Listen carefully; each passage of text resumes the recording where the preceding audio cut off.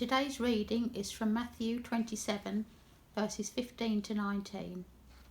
It was an old custom during the feast for the governor to pardon a single prisoner named by the crowd.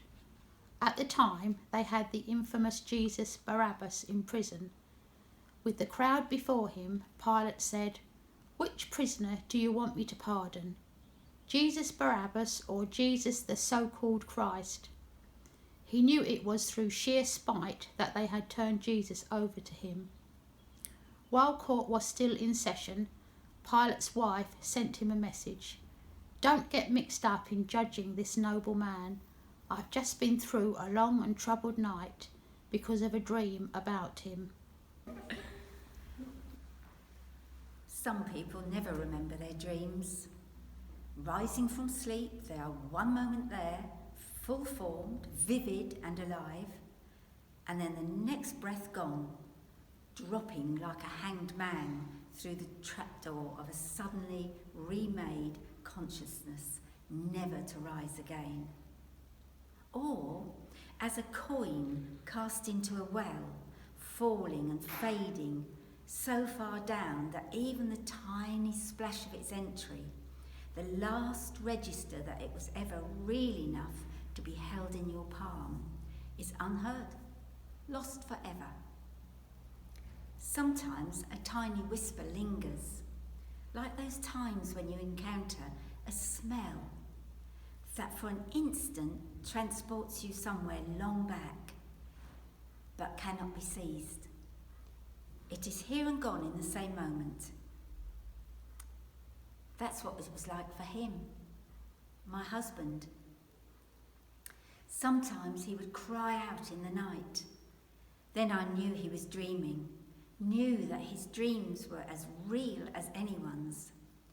And sometimes he would whimper like a child, still dreaming, distraught, shaking and sobbing, and even in waking, inconsolable, mourning for all the things he couldn't even remember, just the dull ache of knowing something tangible was there once. But it is not like that for me. I remember. My dreaming is as real as my waking, and I listen to the voices inside me. There is a wisdom in dreams that the sensible wide awake dare not credit. They say that this man, the one I dreamed of, the preacher from Nazareth, the one who has turned up the heat on all of us, believed in dreaming.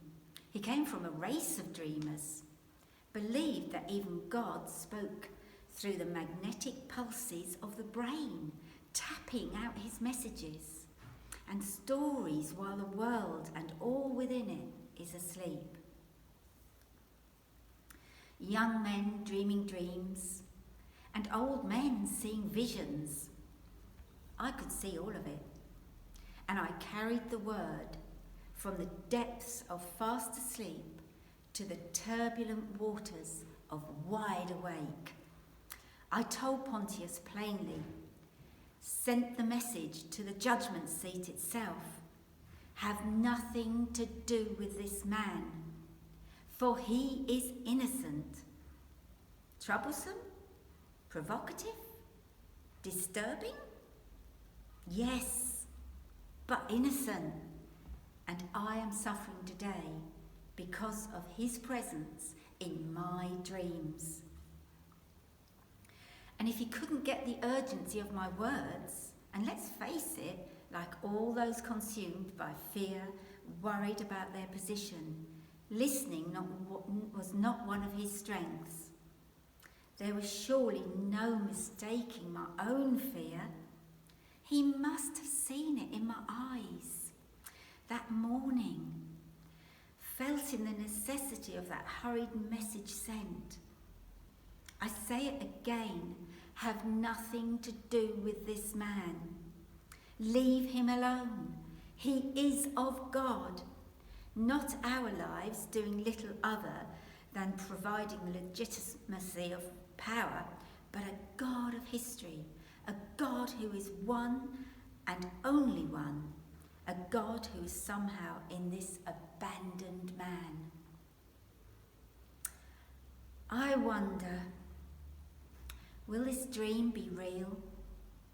For in it I saw my husband, standing alone, impassive to everyone else's eye, but to me, who knew him well, filled to the brim with fear, looking at him, despairing, unable to do what he wants to do, swayed by the anger and the threats of all those other voices.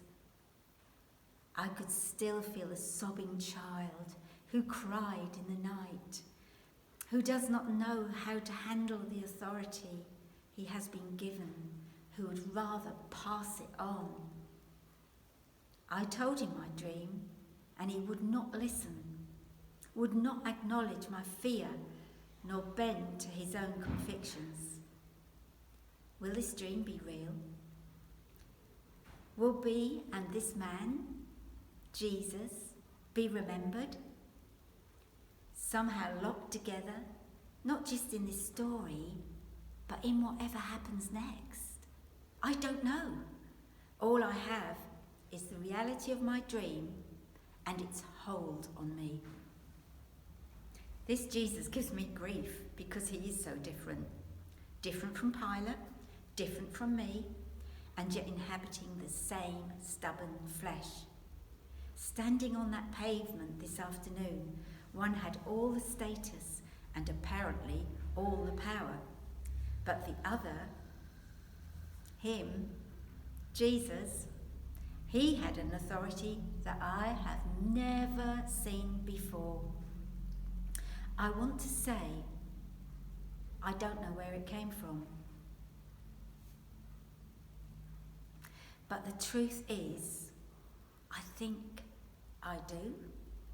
That is what terrifies me, his reality, and all of it, the authority of God in that moment laid down, freely given up.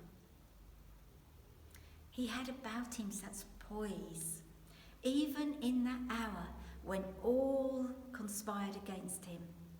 It seemed as if there was nothing that anyone could take from him. Oh yes, on the surface, we had taken everything. His dignity, his freedom, his clothes, even his breath.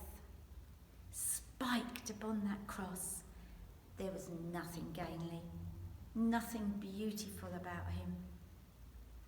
Yet at the same time, and now I shudder to recall this, for it was, I dreamed, we took nothing.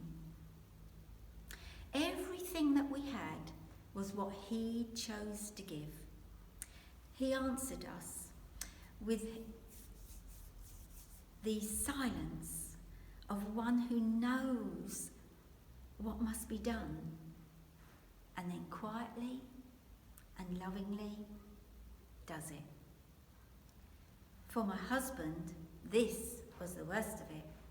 Compared to this, his cup was empty. He washed his hands, but the stains remained. For how long? I do not know. But in the dream, it is forever. His name linked with the name of the one they call the Christ.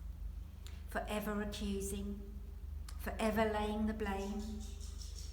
And though I know I was there, I saw what happened, the culpability is evenly shared. No one was without a hammer. It is his name, Pontius Pilate, that has become synonymous with blame. That is my suffering. I saw it, but I couldn't change it. People don't believe in dreams anymore. They choose to forget them.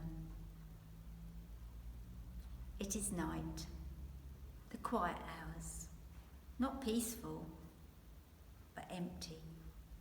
I can't sleep, agitated, anxious. I shuffle the events of the day, over and over, looking for the point where my intervention might have changed things. But it is here, at the point where each must choose how to act, that we are all alone, each selecting our own path, each of us powerless to change the other. What I saw in Jesus was astonishing. Decision to choose the path of endless loving, and thus there was a colossal dignity in what so quickly became the dirtiest and ugliest of deaths. And I saw him, this man sleeping next to me, terror, the inability to do what was right, the bending to the will of others, the grotesque brutality of the mob. He is not sleeping soundly. His body trembles, and then every so often convulses.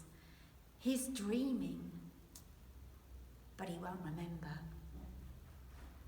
Whatever stories God hopes to whisper in the ear of sleep, he will be deaf to when waking. And for my part, I am now frightened. And for my part, I am now frightened of sleep, frightened of dreaming. I don't know what I need to hear. I don't know if I can take it. I don't know what tomorrow holds. My husband's restless, resting, and his body, the cold, dead body of the cold, dead preacher from Nazareth, laid in a tomb, but not forgotten.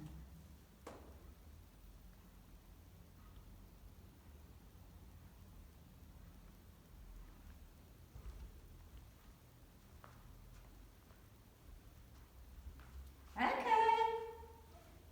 I've done it. Oh, I forgot the camera's still switched on. Did Adam bark after you finished? No, Oh. he barked when I got to